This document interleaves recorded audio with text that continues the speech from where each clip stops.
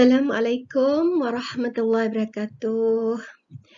Alhamdulillah bertemu kita sekali lagi dalam siri video PDPC bersama dengan Ustazah. Dan hari ini Ustazah ingin berkongsi mengenai dengan dua jenis solat, iaitu solat sunat duha dan solat sunat istikharah.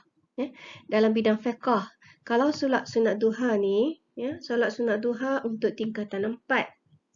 Dan solat sunat istikharah adalah untuk tingkatan 5. Kalau ikut dalam silibus lah. Baik, hari ini Ustazah ingin bawa dua tajuk ini. Dua tajuk pendek saja berkenaan dengan solat sunat duha dan solat sunat istikharah. Jom kita tengok antara contoh-contoh soalan berkaitan dengan kedua-dua tajuk ini. Baik, soalan yang pertama biasanya dia ditanya maksud lah. Nyatakan maksud solat sunat duha dan solat sunat istikharah. Maksud. Baik, bila sebut maksud, di sini Ustazah suka kongsikan dengan anak-anak, bila sebut solat sunat duha ni, ingatlah kepada matahari. Solat sunat duha, ingat kepada matahari. Kalau maksud solat sunat istikharah, ingatlah kepada pilihan. Istikharah menentukan pilihan. Ingat situ. Itu adalah satu cara bagaimana kita untuk mengingat jenis-jenis solat sunat ini. Baik. Yang pertama kita kembali kepada solat sunat duha. Bila sebut duha ingat pada matahari. Jadi maksud solat sunat duha ialah solat sunat yang dilakukan pada waktu antara naik matahari selepas syuruk sehingga sebelum gelincir matahari. Itu sebab tadi Ustazah ingatkan kepada anak-anak, bila sebut solat sunat duha ingatlah kepada matahari. Sebab apa pentingnya ialah waktu. Waktu pelaksanaan solat sunat duha ni ialah antara naik matahari hingga sebelum gelincir matahari. Ingat naik matahari, gelincir matahari. Itu adalah untuk anak-anak ingat. Tapi kalau ditanya tentang maksud, jelaskan ataupun nyatakan maksud, mestilah anak-anak buat dalam ayat yang lengkap, iaitu solat sunat yang dilakukan pada waktu antara naik matahari selepas syuruk sehingga sebelum gelincir matahari. Itu adalah maksud secara detail lah. Tapi untuk ingat, solat sunat duha ni ingat kepada matahari. Naik matahari, gelincir matahari. Baik, untuk solat sunat istikharah pula ialah berkaitan dengan menentukan pilihan. Kalau kita tengok maksud detailnya ialah solat yang dilakukan untuk memohon petunjuk Allah SWT dalam menentukan pilihan bagi sesuatu perkara. Jadi istikharah ini berkaitan dengan menentukan pilihan. Contohnya dia ada dua pilihan. Sama ada kerjaya dia ke, dalam jodoh dia ke, dan apa-apa saja dia keliru antara dua, sama ada dia nak buat mana satu yang dia nak pilih, maka di sinilah perlu dia melakukan solat sunat istikharah untuk menentukan pilihan. Jadi solat ini dilakukan untuk memohon petunjuk Allah. Seseorang yang melakukan solat sunat istikharah, dia minta dengan Allah supaya Allah beri petunjuk kepada dia dalam menentukan pilihan terbaik dia dalam sesuatu perkara. Itu dari sudut makna. Maksud, kalau kita tengok hukum pula, solat sunat duha ni hukumnya adalah sunat muakkad. Sunat muakkad maknanya sunat yang sangat-sangat dituntut. Sunat muakkad. Berbeza dengan solat istikharah. Solat istikharah sekadar solat sunat sahaja. Solat sunat sahaja. Baik. Kemudian soalan yang kedua. Nyatakan dua kaifiat menunaikan solat sunat duha dan solat sunat istikharah ini. Kaifiat maknanya cara. Cara dua sahaja yang diperlukan di sini. Nyatakan dua cara. Dua kaifiat ataupun dua cara. Di sini dalam buku kita ada 4. Pertama niat, yang kedua bilangan rakaat, yang tiga cara pelaksanaan, yang keempat bacaan dalam solat. Jadi di sini yang paling senang untuk anak-anak ingat ialah nombor 2 ni. Nombor 2 dengan nombor 3, iaitu bilangan rakaat. Ya. Baik, solat sunat duha bilangan rakaat dia 2, 4, 6 ataupun 8. Angka genap 2, 4, 6, 8. Manakala bilangan rakaat untuk solat sunat istikharah ialah 2. Satu lagi ialah cara pelaksanaan. Cara pelaksanaan solat sunat duha digalakkan secara bersendirian. Baik, bila sebut digalakkan bersendirian ni, maknanya solat sunat duha ini boleh dilakukan secara berjemaah ataupun beramai-ramai. Tetapi digalakkan secara bersendirian. Dan bagi solat sunat istikharah, cara pelaksanaannya ialah bersendirian. Sendiri-sendiri.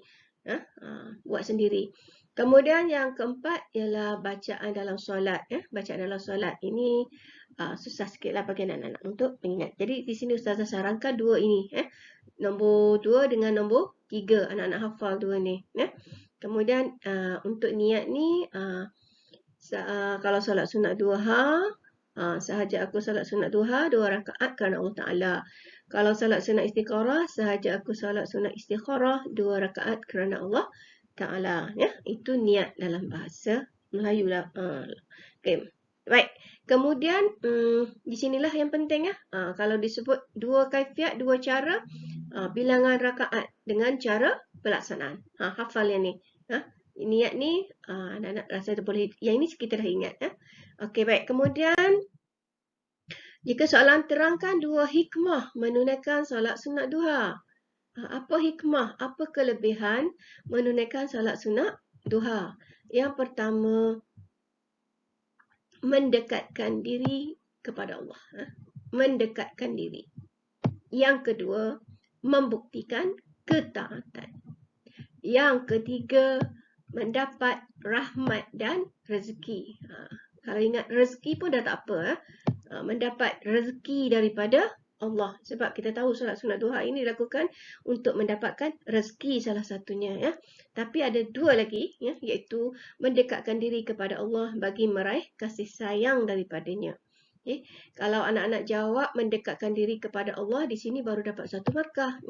Tapi disebabkan soalan terangkan ni, dia memerlukan kepada isi dan uraian. Jadi mendekatkan diri kepada Allah bagi meraih kasih sayang daripadanya. Membuktikan ketaatan kepada Allah isi setiap masa. Itu huraian. Mendapat rahmat dan rezeki isi daripada Allah Subhanahu Wa Taala, itu adalah huraian. Itu berkaitan dengan hikmah. Ingat perkataan mendekatkan diri, ketaatan, rezeki. Tiga perkataan untuk duha.